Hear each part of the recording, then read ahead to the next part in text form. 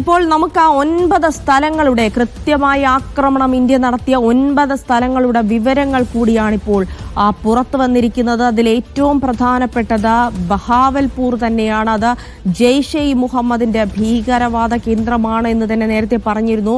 മർക്കസ് സുബാൻ അല്ല ബഹാവൽപൂർ എന്നയിടത്താണ് ആദ്യ ആക്രമണം എന്ന് പറയാൻ പറ്റില്ല. ഈ 9 സ്ഥലങ്ങളിൽ ആക്രമണം ഉണ്ടായ ഒരു പ്രധാനപ്പെട്ട സ്ഥലം ഈ ബഹാവൽപൂർ എന്നുള്ളത് തന്നെയാണ്. അവിടെ ജെയ്ഷെ മുഹമ്മദിന്റെ ഭീകരവാദ കേന്ദ്രം പ്രവർത്തിക്കുന്ന ഇടം കൂടിയാണ് എന്നുള്ളത് തന്നെയാണ് ഏറ്റവും പ്രധാനമായിട്ടുള്ളത്.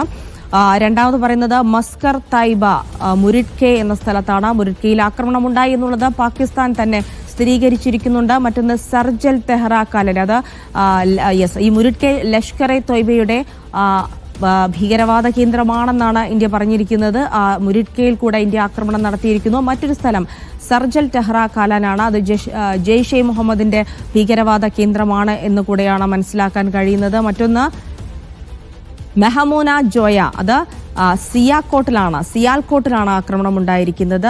ഹിസ്ബുൽ മുജാഹിദീന്റെ കേന്ദ്രമാണ്, ഭീകരവാദ കേന്ദ്രമാണെന്നാണ് മനസ്സിലാക്കാൻ കഴിയുന്നത്. മറ്റൊന്ന് മസ്ജിദ് അഹ്ലെ ഹദീത്താണ്, അത് ബർനാല എന്ന് പറഞ്ഞ സ്ഥലത്താണ്. അത് ലഷ്കർ ഇ തോയ്ബയുടെ ഭീകരവാദ കേന്ദ്രമാണ്. മറ്റൊന്ന് മസ്ജിദ് അബ്ബാസ് കോട്ട്ലിയിലുള്ള കേന്ദ്രമാണ്. ജെയ്ഷെ മുഹമ്മദിന്റെ ഭീകരവാദ കേന്ദ്രം എന്ന് പറയുന്നുണ്ട്. മസ്കർ റഹീൽ ഷാഹിദ് കോട്ട്ലിയിൽ തന്നെയാണ്.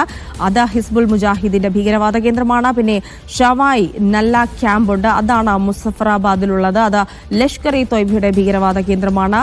മറ്റൊന്ന് സെന്റ ബിലാൽ ക്യാമ്പുണ്ട്, അതും മുസഫറാബാദിൽ തന്നെയാണ് ജെയ്ഷെ മുഹമ്മദിന്റെ ഭീകരവാദ കേന്ദ്രം. ഇങ്ങനെ 9 ഇടങ്ങളിലുള്ള ഭീകരാക്രമണം നടത്തിയെന്നുള്ള വിവരങ്ങൾ വരുന്നുണ്ട്. അത്തരത്തിലുള്ള ആ സ്ഥലങ്ങളുടെ കൃത്യമായ പരിപൂർണമായ വിവരങ്ങളാണ് ഇപ്പോൾ ലഭിച്ചുകൊണ്ടിരിക്കുന്നത്. ഇനി സേനയുടെ ഭാഗത്തു നിന്നുള്ള ഒരു ഒഫീഷ്യൽ സ്ഥിരീകരണം മാത്രമാണ് ഇതിൽ വരേണ്ടിയിരിക്കുന്നത്. പാകിസ്ഥാൻ അവിടെ 5 ഇടങ്ങളിൽ ആക്രമണം നടത്തിയെന്നുള്ള കാര്യം സ്ഥിരീകരിക്കുകയും ചെയ്തിട്ടുണ്ട്.